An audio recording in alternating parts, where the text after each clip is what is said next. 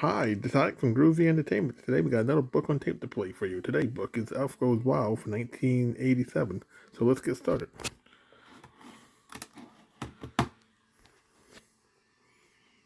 This is the story of Alf Goes Wild. You can read along with me in your book. You will know it is time to turn the page when you hear the chimes ring like this.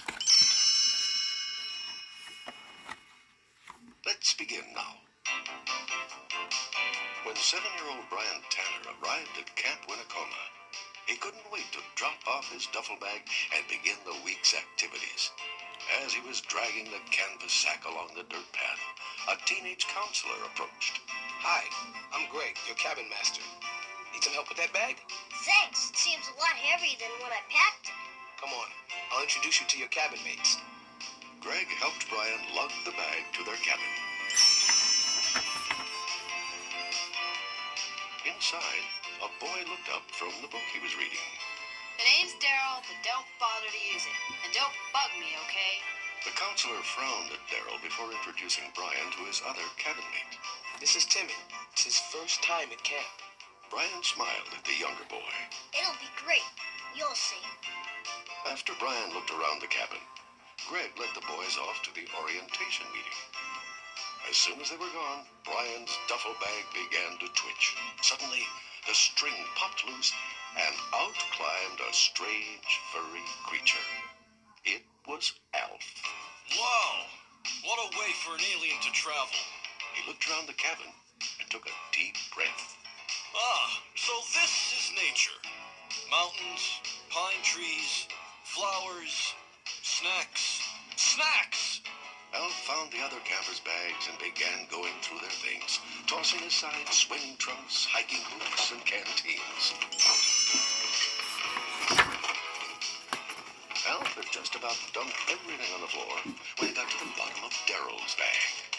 Ah, the familiar sound of cellophane wrapping. He pulled the package out. Gumdrops? My heart was set on cupcakes. Oh well, no problem. This is camp.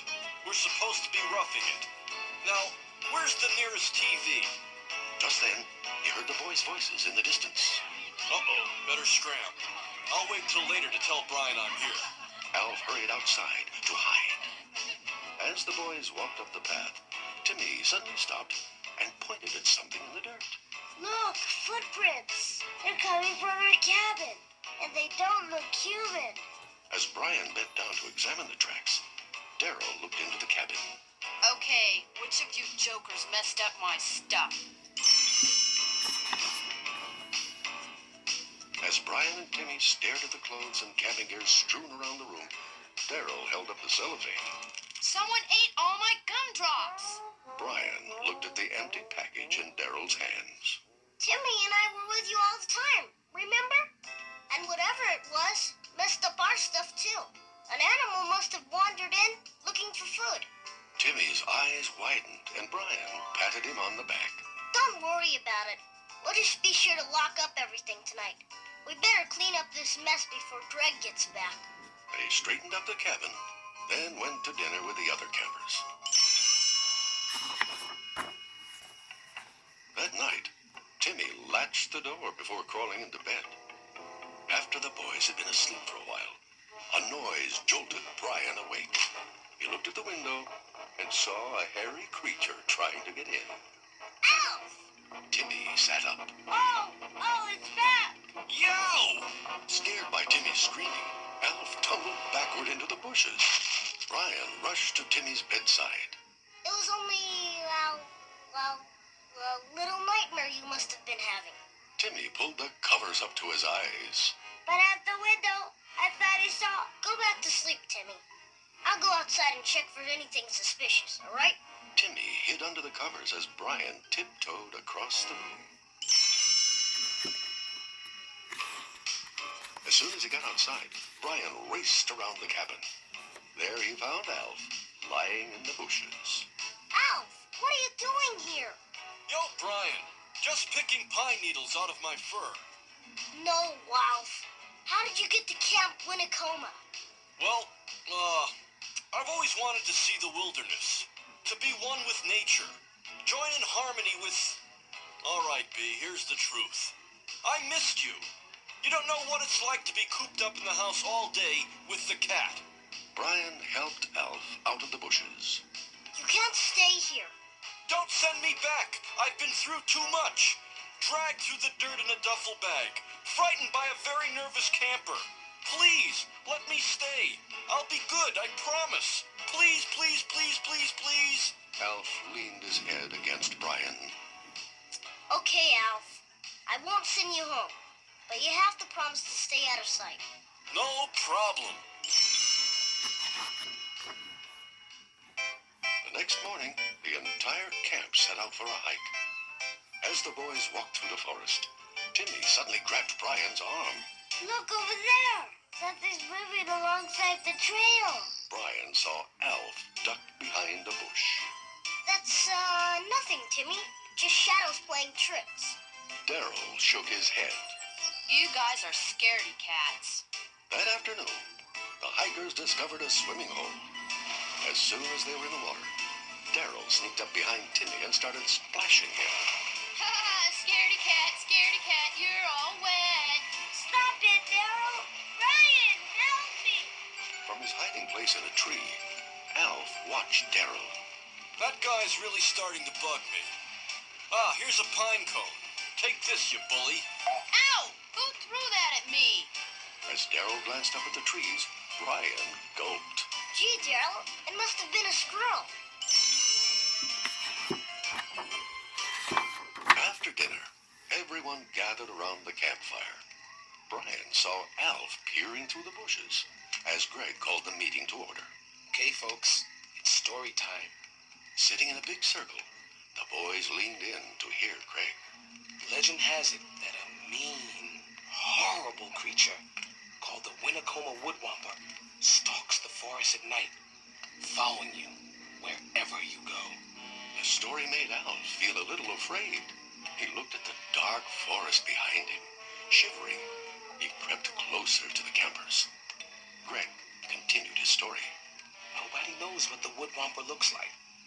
Some say he's 3 feet tall. Others say over 12. One thing's for certain. He's out there. Isn't he, Timmy? Yeah. He was in our cabin. He made a mess of everything. That's right, Timmy.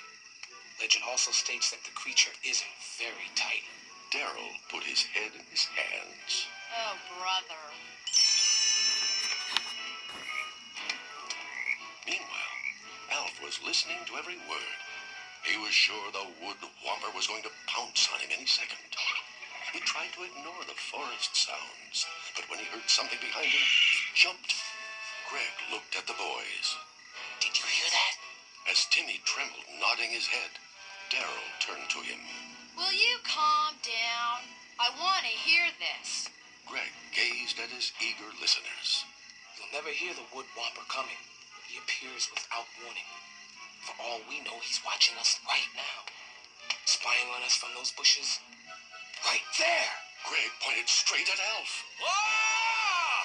The frightened alien leaped out of the bushes and into the group of boys. Timmy jumped up. The Woodwomper! Run!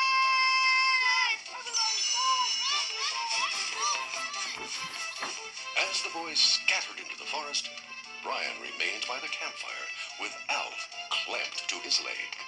Yo, Brian, is it gone? Is what gone? What are you talking about? The Woodwomper. It was right behind me. Oh, wow, that was just a story. Everybody ran away because you scared them. I'm taking you back to the cabin before you cause any more trouble. No problem. I still think the Woodwomper might come back. On the way, Alf stuck close to Brian. Suddenly, Timmy appeared, pointing. Look out, Brian! The Woodwomper's following you! Where? Alf grabbed Brian's arm. No, Alf. Timmy thinks you're the Woodwomper. As Timmy turned and ran, Brian raced after him. Slow down, Timmy. It's okay. He's not what you think he is. Alf sauntered up to the terrified boy. Yo, Tim, don't worry. I'm, a mythical creature of the forest. Yeah, sent by the King of the Woods to, give you the power. power? Timmy stopped shaking. Yeah, the power to overcome your fears. Timmy took a better look at Alf. You're not much bigger than I am. Up close, you don't look very scary. From now on, I promise not to be afraid of anything I can't see. As Brian walked Timmy back to the cabin, Alf thought it best to take another route. Alone in the forest, Alf kept a lookout for the wood whomper. Oh, this is great! From a brave, good-looking alien, I've become a... Oh, what's that? A branch breaking? Yeah, that's it, Alfer. Be strong. Be very strong. Wait, over there. Something's behind that tree! Be afraid. Be very afraid. Oh no! It's... Daryl! When Daryl looked out from behind the tree, he saw something running towards him, making a strange sound and waving its arms. The boy took off, but only got a few yards when he tripped and fell. As Daryl rolled over on his back, Alf perched himself on the boy's chest and stared him in the eye. I'm the Wood Whomper, Daryl, and I've been watching you. You haven't been a nice kid lately. Not nice at all. Daryl pleaded with the creature. I'm sorry. Don't hurt me. I'll do whatever you want. Oh yeah? How about easing up on Timmy? Sure, anything. Really. I'll be nice to everyone. Honest. Alf slowly climbed off Daryl's chest. You better remember, I'll be watching. You'll never know when I'll pop up next. Daryl got up and slowly backed away, then took off running for camp. Later that night, Alf met Brian outside the cabin. Try not to take this too hard, but I'm leaving this place. I was wrong. Nature isn't what it's cracked up to be. There's no TV, no microwave. This hostile environment is no place for an alien. I know, Alf. I'm sorry it turned out this way. I'm going to miss... Oh my gosh! Alf, behind you! It's the Wood Whomper! Help! Help! Send me home! Now! Brian clapped Alf on the shoulder. Just kidding! Ha!